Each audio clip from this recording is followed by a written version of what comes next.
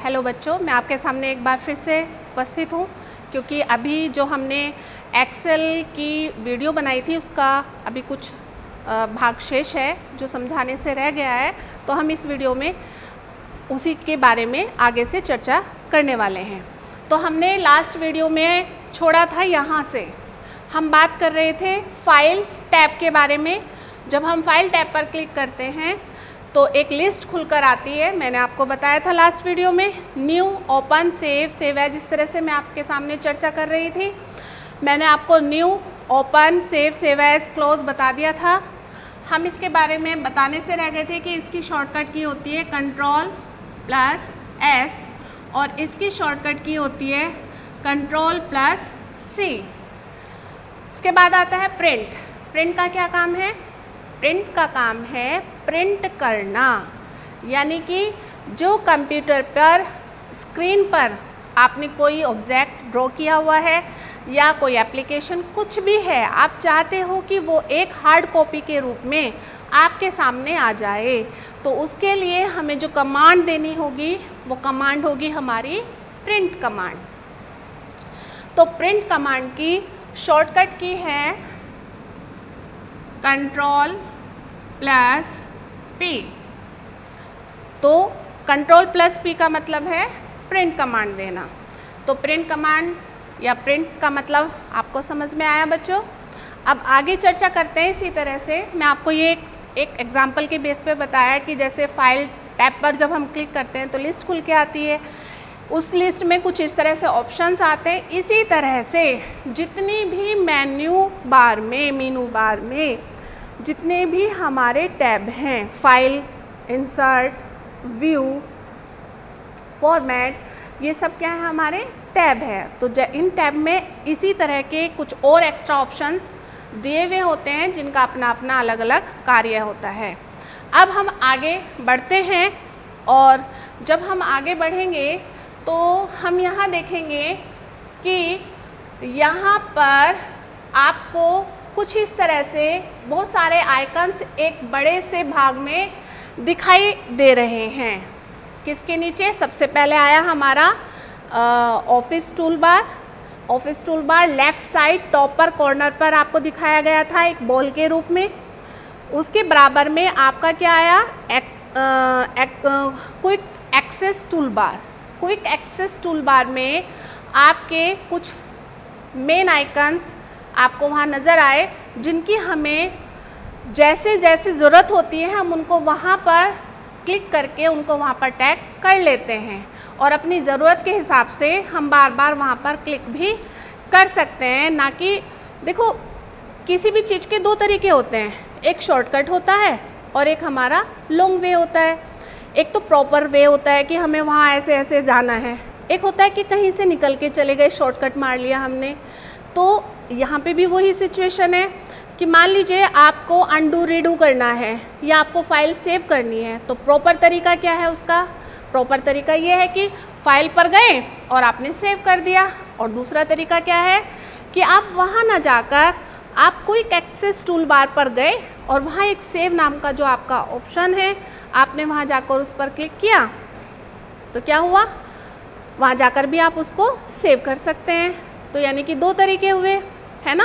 तो हर चीज़ के अपने दो तरीके से हम अपने कार्य को कर सकते हैं। तो मैं आपको बता रही थी कि यहाँ पर सबसे पहले हमारा एक जो ये गोला सा है, बॉल सी है, जिसे हम क्या कहते हैं? Office tool bar. फिर इसके बराबर में छोटे छोटे कुछ आइकन्स दिखाई दे रहे हैं, जैसे मैंने आपको बताया था, ये क्या है? Quick access tool bar. फिर इसी के बराबर में एक लंबी सी पट्टी आपको दिखाई दे रही है, वो क्या है? हमारा टाइटल बार। उसके लेफ़्ट कॉर्नर पर 3 बटन मैंने अभी आपकी चर्चा की थी। वे 3 बटन कौन कौन से थे? मिनिमाइज, मैक्सिमाइज और क्लोज बटन। फिर उसके जस्ट नीचे हमारे कुछ मेनू के नाम हैं, रख दिए गए हैं वहाँ पे। टैब हैं वो, जैसे फाइल, एडिट, इंसर्ट, फॉर्मेटिंग, ये सब क्या है? टैब हैं। जब हमने उनको एक पट्टी पर लगाकर रख दिया, सेट कर दिया, तो वो क्या कहलाया? Title bar. अब मेनू बार। इसके मेनू बार के नीचे यहाँ पे हम देखेंगे कि यहाँ पर हमें बहुत सारे आइकन्स दिखाई दे रहे हैं बच्चों, है ना। अब ये अगर हम यहाँ फोकस करें, अगर हम यहाँ पर फोकस करते हैं तो यहाँ आप ध्यान से देखो, अलग अलग बॉक्सेस में दिखाई दे रहे हैं, अलग अलग बॉक्सेस में। बहुत ध्यान से देखेंगे जूम करके तो यहाँ छोटे छोटे बॉक्स में अलग अलग शो हो रहे हैं, यानी कि ये अलग अलग नाम से भी, इसका मतलब हमें ये समझ में आ रहा है कि अलग अलग नाम से इनका कुछ मतलब है और इनको अलग अलग नाम से भी आइडेंटिफाई किया गया है। वो क्या है तो जानेंगे। ज़रा यहाँ पर फोकस करिएगा प्लीज़। हम यहाँ पर फोकस करेंगे तो यहाँ देखते हैं बच्चों, थोड़ा जूम करिएगा, यहाँ पर एक अलग से एक बॉक्स हमें यहाँ पे दिखाई दे रहा है और यहाँ पे टैग है क्लिपबोर्ड, है ना। ऐसे ही यहाँ पर देखते हैं, यहाँ एरियल लिखा हुआ है, यहाँ 10 है, ए बना हुआ है, BIU, और यहाँ पे 2 कलर दिखाई दे रहे हैं, ये भी एक अपना अलग बॉक्स है। इसी तरह से यहाँ पे कुछ लाइनिंग खिंची हुई है, इनका भी अपना एक अलग से बॉक्स बना हुआ है। यहाँ पे जर्नल लिखा हुआ है, $% साइन बना हुआ है, ये भी अपना एक अलग से बॉक्स बना हुआ है। ऐसे ही यहाँ पर भी अपना अलग अलग ये बॉक्स, 3 बॉक्स अलग से दिए हुए हैं। ये पूरी पट्टी पर इन्होंने जो ये रखा हुआ है इसको हम रिबन कहेंगे, क्योंकि जैसा मैंने आपको बताया था कि वर्जन 2007 के बाद जितने भी वर्जन मार्केट में आए हैं MS ऑफिस की एप्लीकेशन के, वो सब अपडेट होके आए हैं, कुछ ना कुछ नया परिवर्तन लेके आए हैं। तो कुछ नाम के साथ परिवर्तन हुआ है, कुछ आइकन के रूप में परिवर्तन हुआ है, तो इस रूप में ये रिबन कहलाता है। लेकिन घबराने की बात नहीं है, मैं आपको दोनों तरीके से समझाऊंगी। जैसा आपने पढ़ रखा होगा या आपके सिस्टम पर पढ़ा हुआ होगा या आपने पढ़ा होगा, तो हम दोनों को ही समझते हुए चलेंगे। तो हम बात करते हैं अब फॉर्मेटिंग टूल बार की। किसकी बात करते हैं बच्चों? फॉर्मेटिंग टूल बार की। किसे कहते हैं, क्यों नाम पड़ा फॉर्मेटिंग टूल बार का?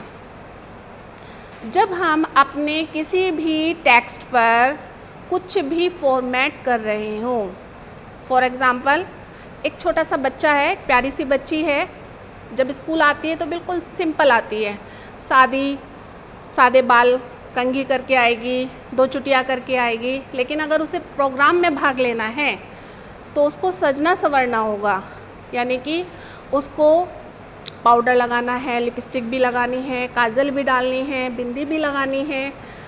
तो ये क्या हो रहा है, उस बच्चे के ऊपर फॉर्मेटिंग की जा रही है ना, कुछ ना कुछ चेंज किया जा रहा है। ऐसे ही आप समझो कि आपने कुछ मैटर लिखा, फॉर एग्ज़ाम्पल मैंने ये लिख रखा है, ये नॉर्मल लिखा हुआ है। अब मैं इसको अलग अलग कलर में लिखने लगूँ, कुछ बोल्ड करने लगूँ, कुछ डार्क करूँ, किसी को अंडरलाइन बनाऊँ, तो क्या हुआ, मैं इसके ऊपर क्या कर रही हूँ, फॉर्मेटिंग कर रही हूँ। कोई बड़ा साइज़ लिख रही हूँ, कोई छोटा साइज़ लिख रही हूँ, तो ये क्या कहलाई, ये फॉर्मेटिंग कहलाएगी, है ना। तो फॉर्मेटिंग में क्या क्या आता है, तो फॉर्मेटिंग टूल बार में हम यहाँ देखेंगे, जितने भी यहाँ पर देखिए BIU, ये BIU क्या है, देखो B4 होता है बच्चों बोल्ड, I4 होता है इटैलिक, U4 क्या होता है, अंडरलाइन। बोल्ड, मैं किसी चीज़ को बोल्ड कर दूँ, सपोज मैंने इसको ऐसे करके मैंने इसको ऐसे मोटा मोटा कर दिया, तो ये क्या हो गया, बोल्ड हो गया। कुछ बच्चों की राइटिंग तिरछी होती है, हम कहते हैं तिरछा मत लिखो, तिरछी राइटिंग नहीं करो, तो I4 इटैलिक, जैसे मैंने इसको तिरछा किया हुआ है, मैं कुछ तिरछा लिखने शुरू कर दूँ,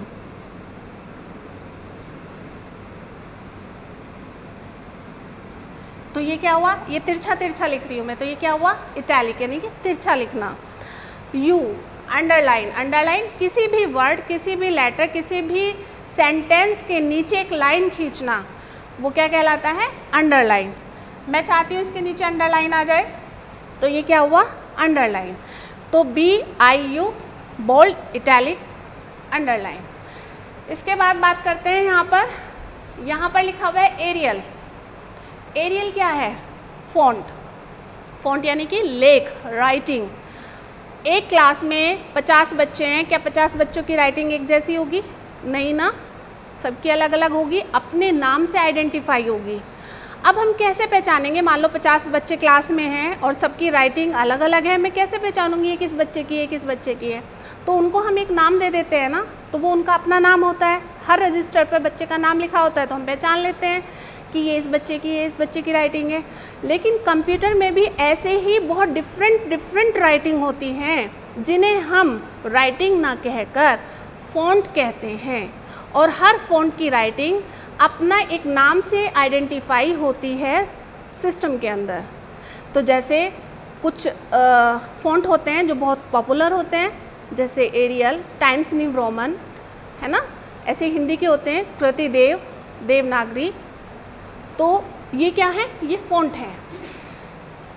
इसके बाद बात करते हैं, यहाँ पे लिखा हुआ है 10 हो सकता था, 12 हो सकता था, 14 हो सकता था। ये क्या है? साइज़। इनको हम साइज़ बोलते हैं। अब साइज़ का क्या काम है? कुछ बच्चे बहुत छोटा छोटा लिखते हैं, कुछ बहुत बड़ा बड़ा लिखते हैं, कुछ मीडियम साइज़ का लिखते हैं, तो हम उनको टोक देते हैं, इतना बड़ा ना करें, इतना छोटा ना करें, ऐसा लिखें। तो वो साइज़ को रिप्रेजेंट करता है। हम अपने लेख की, अपनी राइटिंग को कितना भी बड़ा और कितना भी छोटा कर सकते हैं, किसके द्वारा? फ़ॉन्ट साइज़ के द्वारा। तो इसको बोलते हैं हम फ़ॉन्ट साइज़। इसके बाद बात करते हैं, यहाँ पर एक बड़ा ए लिखा हुआ है और एक छोटा ए है। ये क्या है? ये हमारे लिखे हुए को, आप ये समझो, बड़ा छोटा करना, यानी कि उसको और आसान कर देना। कि उन्होंने पहले एक ये बना दिया और एक छोटे वाला बना दिया। तो अगर हम इस पर क्लिक करेंगे तो जिस टेक्स्ट को मैंने सेलेक्ट किया हुआ है या जहाँ मेरा कर्सर होगा, अब कर्सर की बात आ रही है तो पहले कर्सर ही जान लेते हैं कि कर्सर क्या होता है। आपने देखा होगा आपकी जो आपका यही मान लीजिए ये, और ये यहाँ पे ये जो वाइट स्पेस है ये हमारा वर्क एरिया कहलाता है, जहाँ हम कुछ काम कर रहे होते हैं। तो यहाँ एक लंबा सा डंडा आई शेप में, कैपिटल आई शेप में एक लंबा सा डंडा होता है जिसे हम कर्सर बोलते हैं। क्या बोलते हैं? कर्सर। कर्सर का मतलब है ये पेन का जो पॉइंट है, ये पॉइंट, इस पॉइंट की तरह वो कर्सर काम करता है। जब तक ये पॉइंट जिस जगह होगा और जहाँ हम लिखेंगे, ये पॉइंट की हेल्प से ही लिखा जाता है। अगर मैं यहाँ से लिखना चाहूँ तो लिख लूँगी? नहीं ना। तो ऐसे ही कंप्यूटर के अंदर एक आई शेप का एक नंबर दिखाई देता है, डंडा सा दिखाई देता है, जिसे हम बोलते हैं कर्सर, और वो ही पेन के पॉइंट की तरह वर्क करता है। तो जहाँ हमारा कर्सर होगा, जहाँ हमने टेक्स्ट को सेलेक्ट कर रखा होगा, अगर हम इस पर क्लिक करेंगे तो वो बड़ा होता चला जाएगा, इस पर क्लिक करेंगे तो वो छोटा होता चला जाएगा। तो ये जितना मैंने आपको ये बताया, बोल्ड इटैलिक बताया। अब दो चीज़ रह गई हैं आपकी, यहाँ पे देखेंगे, एक येलो कलर में है और एक रेड कलर में है। जो येलो कलर में है, यहाँ पे एक ये मग, जग जैसा कुछ दिखाई दे रहा है, और यहाँ पे जो रेड कलर का है ये आपका ए लिखा हुआ है। इन दोनों का क्या मतलब है? पहले ए को समझेंगे। ए से मतलब सिंपल सा है, जितना भी हमारा टेक्स्ट है उस टेक्स्ट के कलर को चेंज करना है तो ए यानी कि टेक्स्ट कलर, ठीक है, हाईलाइट जिसे बोल देते हैं।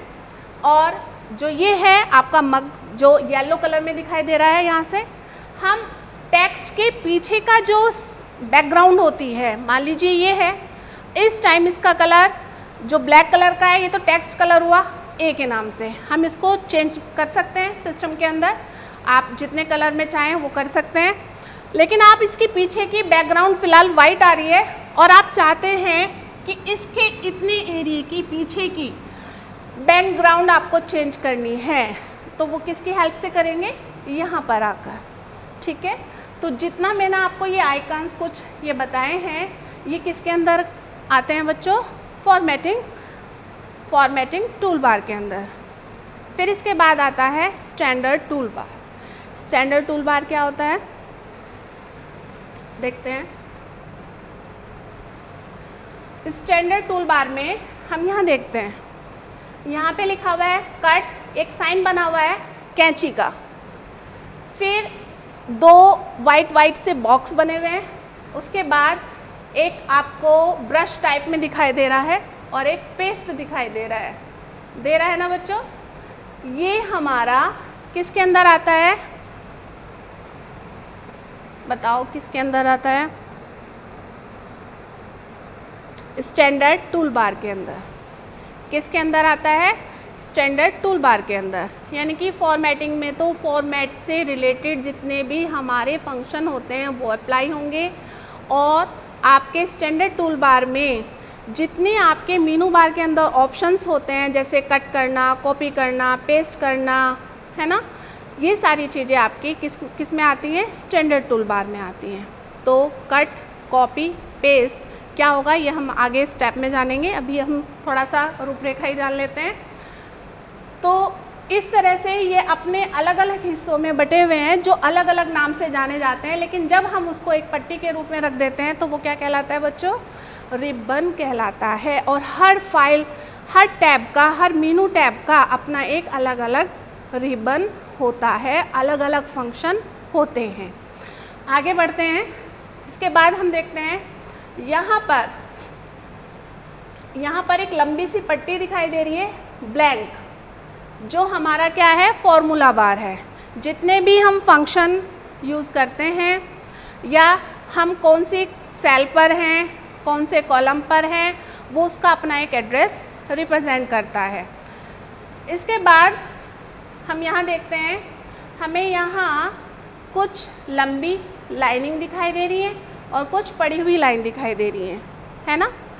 तो ये पड़ी हुई और लंबी जब आपस में एक दूसरे को काट रही होती हैं तो यहाँ समझ लें दिखाई दे रहा है।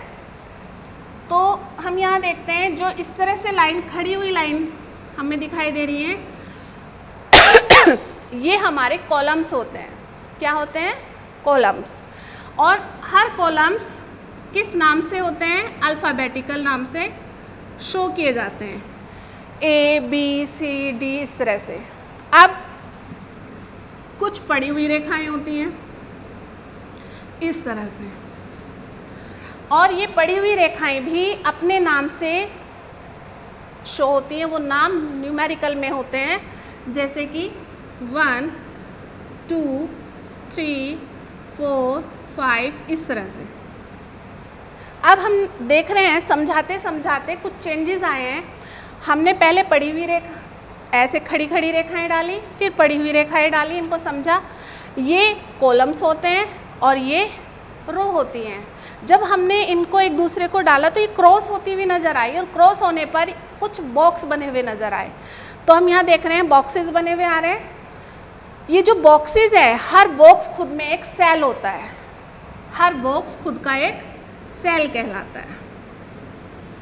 ये क्या है, ये हमारे रो हैं, और ये क्या है, ये हमारे कॉलम है। तो जब रो और कॉलम की लाइनें आपस में एक दूसरे को काटती हैं, क्रॉस करती हैं, तो उनसे एक नया बॉक्स तैयार होता है जिसको हम सेल बोलते हैं। यानी कि रो और कॉलम के प्रतिच्छेदन से एक नई चीज़ तैयार होती है जिसका नाम क्या है बच्चों, सेल है। तो हमारा जो एक्सेल है, वो टोटल एक्सेल का जो काम है वो हमारे रो, कॉलम और सेल पर ही डिपेंड करता है। तो जो हमारा वर्कबुक एरिया है वो कुछ इसी तरह के बॉक्सेस में हमें दिखाई दे रहा है। ये पूरा एरिया हमारा वर्क एरिया कहलाता है। फिर इसके बाद हम देखते हैं यहाँ पर शीट 1, शीट 2, शीट 3, ये क्या है। इसको समझने के लिए सबसे पहले हम बात करते हैं वर्कबुक की। किसकी बात करते हैं हम, वर्क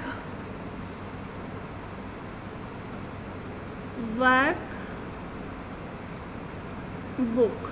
वर्कबुक क्या है, वर्कबुक एक्सेल के अंदर जो हमारी फाइल्स हैं, जैसे मैंने आपको बताया था, जब हमारी नई फाइल, जब हम किसी भी एप्लीकेशन को खोलते हैं, फॉर एग्जांपल हमने एक्सेल ही खोला, तो एक्सेल की जो नई फाइल होगी वो किस नाम से होगी, बुक के नाम से। लेकिन वो जो फाइल होगी वो हमारी वर्कबुक होगी। वर्कबुक का शॉर्ट फॉर्म उठाया उन्होंने बुक। वर्कबुक का शॉर्ट फॉर्म उन्होंने क्या उठाया है? बुक। तो जब नई फाइल खुलती है तो वो बुक 1, बुक 2, बुक 3 इस तरह से दिखाते हैं। तो वर्कबुक यानी कि फाइल है ना। फाइल क्या, जैसे आप ऐसे समझो बच्चों, एग्जाम्पल के तौर पर आपका खुद का अपने सब्जेक्ट का रजिस्टर है या कॉपी है।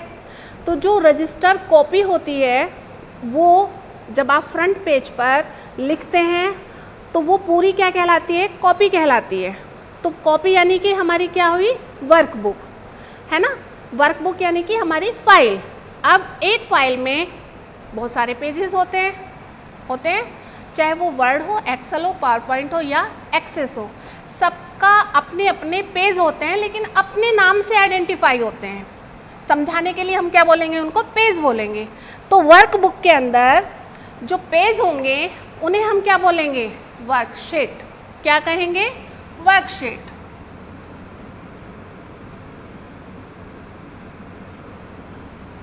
वर्कशीट। तो वर्कशीट क्या है? जैसे मैंने अभी आपको बताया, आपकी जो कॉपी है कंप्यूटर की, वो पूरी कॉपी तो आपकी फाइल हुई यानी कि वर्कबुक हुई, लेकिन उसका हर पेज क्या है? एक पेज तो नहीं होता, 10 तो नहीं होते, 20 तो नहीं होते, आपके 100 पेज से ज़्यादा पेज होते हैं। अपने अपने रजिस्टर पर डिपेंड है, उनकी मोटाई पर, उनकी जो मोटाई होती है उस पर डिपेंड करते हैं कि इसमें कितने पेज होते हैं, लेकिन मैक्सिमम पेज होते हैं। आप फिक्स नहीं कर सकते कि 10 होंगे, इसमें 15 होंगे, 50 होंगे।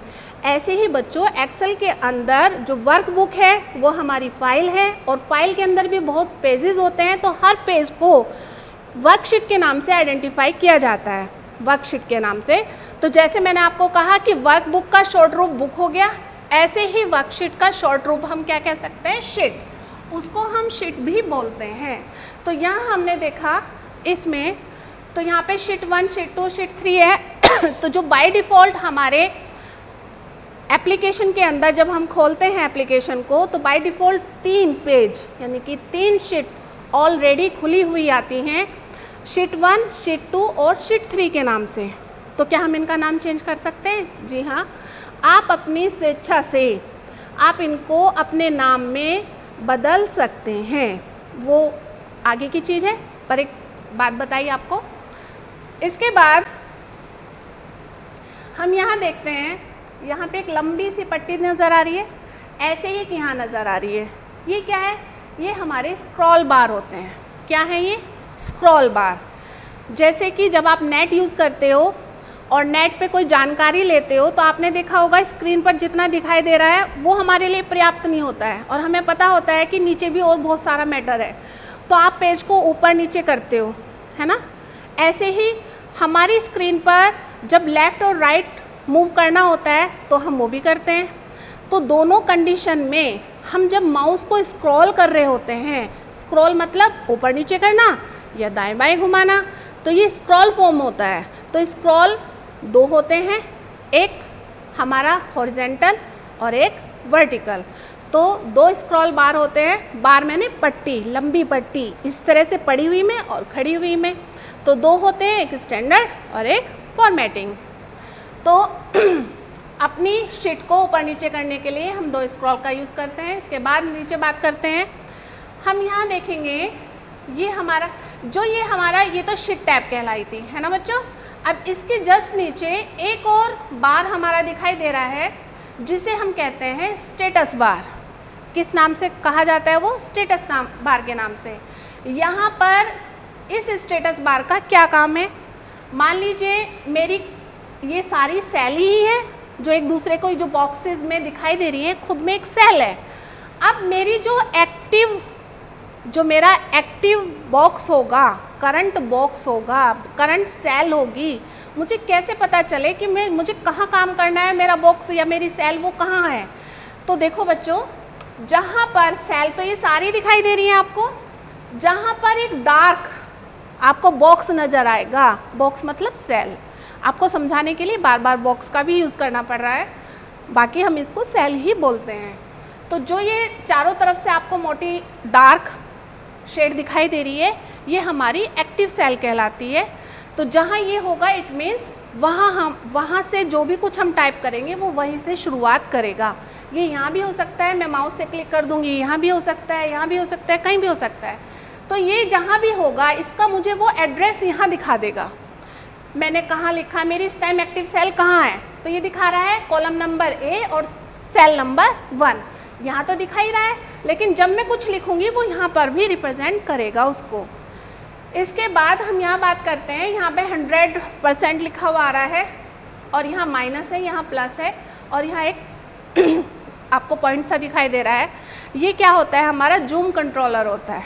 क्या होता है ये? जूम कंट्रोलर, यानी कि जूम इन जूम आउट। मुझे जूम इन जूम आउट के लिए मुझे माइनस और प्लस यानी कि जो ये बीच में है, मुझे इसे पकड़कर मैं आगे बढ़ूँगी तो जूम बड़ा होता चला जाएगा, मैं इसे पीछे खिसकाऊँगी तो ये छोटा होता चला जाएगा।